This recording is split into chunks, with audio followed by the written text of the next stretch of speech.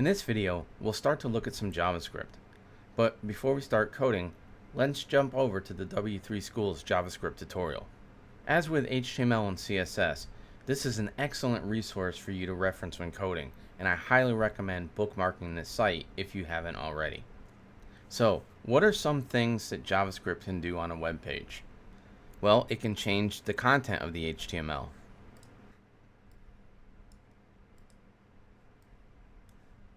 It can change HTML attribute values. In this example, when the script loads, the light is off. And if we inspect the element, we'll see that the source points to the picture with the bulb off. When we click turn on the light, the source attribute value changes to pick bulb on. And then when we click turn off, it changes back. JavaScript can change the HTML style values. And it can show and hide elements.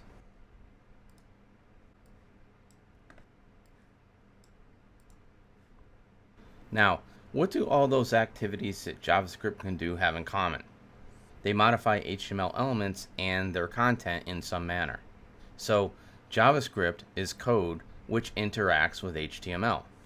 Or, more specifically, JavaScript interacts with the DOM, the Document Object Model.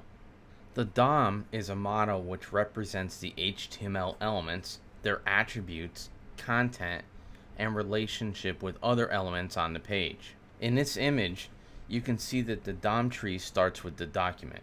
It then moves down to include the HTML element. This is a child element of the document. The HTML element has children of head and body. The head has an element of title with the text of my title, and the body has two children, an anchor tag and an h1 element. The anchor has an href attribute, and it has the text of my link. The h1 element has the text of my header. And if we actually look at the HTML code for this model, this is what we would see. Now, when it comes to writing JavaScript, we include the code in the web page using the HTML script element. This element is similar to the style element in that it has opening and closing tags which wrap the JavaScript code. Let's look at an example. Here we have a very simple web page. In the body, there's a div with an ID of demo. And when we look at this in a browser, we see the text hello world. Now, let's add some JavaScript. We have our opening and closing script tags, and then the JavaScript to execute. So what this JavaScript does is it says go to the DOM, the document, the root node in the DOM, get the element in the DOM that has an ID of demo, which would be this div, and then change the value of its inner HTML, which would be anything that comes between the opening and closing div tags, and set it equal to my first JavaScript. So if we save this page and go back to the browser and refresh, we see that we've used JavaScript to manipulate the DOM and change the content of that div. And actually, let's comment out this JavaScript, refresh the page, inspect this element, and we see that the div has a child of the text hello world. If we go back and uncomment the JavaScript and refresh the page, now the div's content is my first JavaScript. And because we're modifying the inner HTML of the div, we can actually wrap this text in an h1 element. So if we save this and go back and reload, we see the text is wrapped inside of an HTML header element, which is inside of the div. So we've used JavaScript to manipulate the DOM, the Document Object Model. Now, going back to the code, you'll notice that I put the script element at the bottom of the body. So there are two common places where we put the script element in the HTML. One is at the bottom of the body, the other is in the head. So if I move this script and put it in the head and save the page, and then go back to the browser and refresh, we see the text is still hello world, where before we saw that it changed to my first JavaScript. So we obviously have a problem with our code. It's not functioning as expected. And when we're working with JavaScript, the way that we can troubleshoot any issues that are happening when we view our web page is by going to the console tab in Developer Tools. And if we look in the console, now we see an error that says uncaught type error cannot set properties of null when setting inner HTML. And that's happening on line 8 in the index.html file. So if I click this, it brings me right to the line that has the problem. And if I hover over the X, I get the detailed error message. So before we go back and fix that code, I want to point out that when you're developing in JavaScript, you should always have the console open in the browser, because if you have any errors in your JavaScript execution, this is where you'll see them. Now, let's go back to the code and talk about why we have this issue. So when the browser is loading the web page, it obviously starts at the top and then works its way down. And it processes anything that's in the head before it processes anything that's in the body. And we know that the HTML elements in the body are what the browser uses to build the DOM, and that JavaScript executes against the DOM. So here, when the browser is processing the elements in the head, it finds this script tag.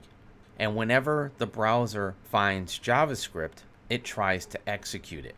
So when this page is loaded in the browser and it starts processing the HTML and it comes to the head and it finds this JavaScript code, it tries to go to the document, the DOM, to get the element where the ID is demo so it could change its inner HTML. But the problem is that the DOM hasn't been rendered yet, because the body gets processed after everything in the head gets processed and the script is in the head. When we move this script back down to the bottom of the body, the code works because when the body is being processed, it grabs all the HTML elements and it puts it in the DOM, and then the browser sees the script element and it executes this line of code, which will work because the element with the ID of demo is now in the DOM.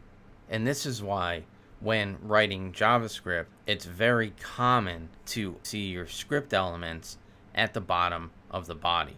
There is, however, a way to fix this issue while leaving the script in the head. So let's go ahead and delete this code and jump up into the head and paste a script.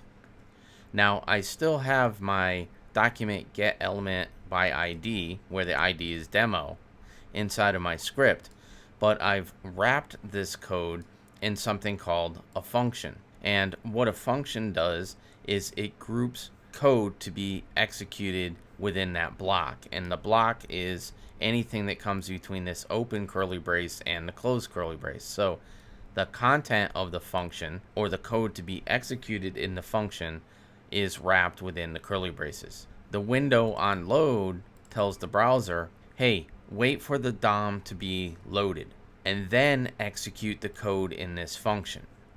So now when the browser loads this page and it goes to the head and it sees the script tag, it does execute the code, but it waits to execute the code in the function until the DOM has been loaded. So this JavaScript code is sitting in memory waiting to be executed until the DOM is rendered. So then the browser goes down to the body and processes the HTML elements, and it puts this div with the ID of demo in the DOM. Then the browser says, oh yeah, I still have some JavaScript to execute, so let me go back up to that function and execute this code. And now when it tries to get the element with the ID of demo, the body has already been processed, the elements are in the DOM, and this code works. And if we save this and go back to the browser, now we see my first JavaScript. That being said, best practice is to still put your JavaScript code at the bottom of your body, but to also wrap it in a window on load function. This way, any JavaScript that you execute which goes against the DOM will wait for the DOM to be rendered before the JavaScript is executed, and your code will work as expected. Now, we're kind of getting ahead of ourselves with functions and waiting for JavaScript to execute. So, in the next video, we're going to take a step back and start looking at JavaScript syntax and the programming language.